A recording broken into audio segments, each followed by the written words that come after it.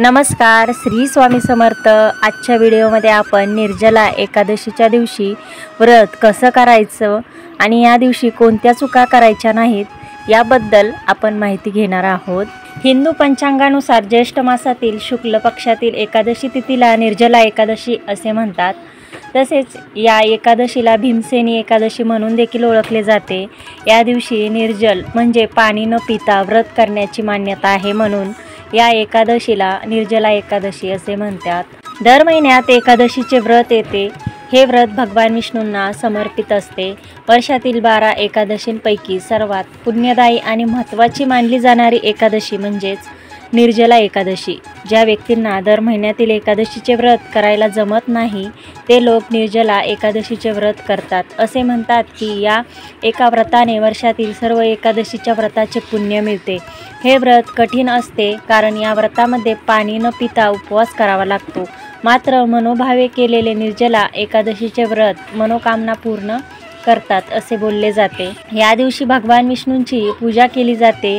येणाऱ्या निर्जला एकादशीचे व्रत कसे करावे, कोणता आहे शुभ मुहूर्त व तिथी हे आपण जाणून घेणार आहोत या व्हिडिओमध्ये।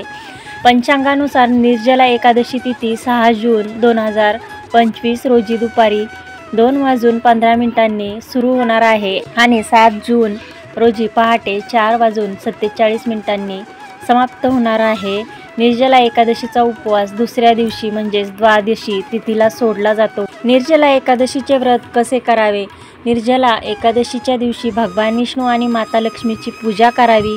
या दिवशी केलेल्या व्रताचे पुण्य मिळते, तसेच मनोकामना देखील पूर्ण होतात। हे व्रत निर्जल म्हणजेच पाणी न पिता करावे। या दिवशी काही खाऊ नये, पाणी देखील न पिता हे व्रत करण्याची पद्धत असल्याने हे व्रत कठीण मानले जाते।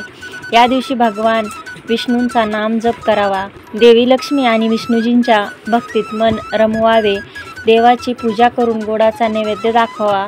हा उपवास दुसऱ्या दिवशी देवपूजा झाल्यानंतर सात्विक आहार घेऊनच सोडावा। अशा पद्धतीने व्रत केल्याने ते परिपूर्ण मानले जाते व त्याचे फळ मिळते। महाभारत काळात भीमाने निर्जला एकादशीचे व्रत केले होते, त्यामुळे तो ब्रह्म हत्येच्या दोषातून मुक्त झाला। यामुळे याला भीमसेनी एकादशी असेही म्हणतात। महाभारत, स्कंद आणि पद्मपुराणानुसार या व्रतामध्ये सूर्योदयापासून दुसऱ्या दिवशीच्या सूर्योदयापर्यंत पाण्याचे सेवन केले जात नाही, म्हणूनच याला निर्जला एकादशी म्हणतात। शास्त्र सांगते की जे लोक हे व्रत नियमानुसार करतात त्यांचे वय वाढते आणि त्यांना मोक्ष प्राप्त होतो। निर्जला एकादशी व्रतामध्ये सूर्योदयापूर्वी उठणे आवश्यक आहे। त्यानंतर तीर्थस्नान करण्याचा विधी आहे। हे शक्य नसल्यास गंगेच्या पाण्याचे काही थेंब आणि चिमूटभर तीळ पाण्यात मिसळून त्या पाण्याने स्नान करावे। त्यानंतर व्रत करण्याचा संकल्प करावा। यानंतर उगवत्या सूर्याला जल अर्पण करून दिवसाची सुरुवात करावी।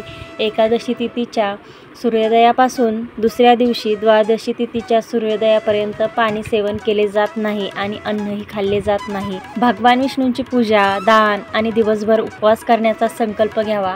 भगवान विष्णूंची पूजा नियमानुसार करावी। पिवळे कपडे घालून पूजा करावी। पूजेत पिवळी फुले, पिवळ्या मिठाईचा अवश्य समावेश करावा। यानंतर ओम नमो भगवते वासुदेवाय या मंत्राचा जप करावा। कलश पाण्याने भरा आणि पांढऱ्या कपड्याने झाकून ठेवा। त्यावर साखर आणि दक्षिणा टाकून ब्राह्मणाला तो कलश दान करा। निर्जला एकादशीला गरजूंना अन्न, कपडे, गालीचे, वाहना, छत्री, पंखे आणि फळे दान करण्यासोबतच पाणी दान करावे।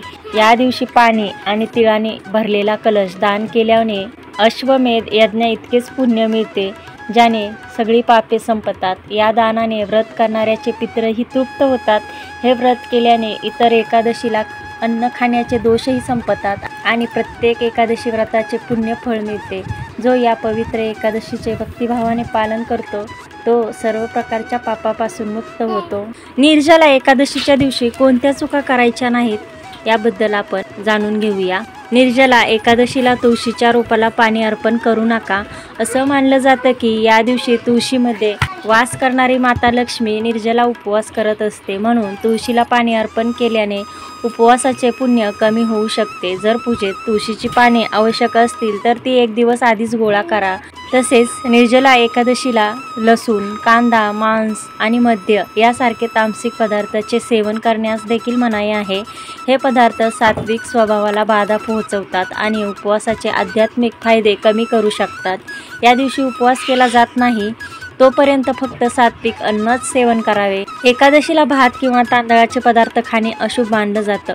शास्त्रानुसार भात खाल्ल्याने उपवासाचे फळ नष्ट होऊ शकते. निर्जला एकादशीला हा नियम अधिक कडक आहे कारण या दिवशी पूर्ण उपवास पाळला जातो. या दिवशी भाविकांनी भात पूर्णपणे वर्ज्य करावा. निर्जला एकादशीच्या दिवशी मसूर, मुळा, वांगी, कांदा, लसूण, कोबी आणि बीन्सचे सेवनही करू नये. निर्जला एकादशीच्या दिवशी अंथरुणावरही झोपू नये. निर्जला एकादशीच्या दिवशी कोणाबद्दलही वाईट बोलणे टाळावे.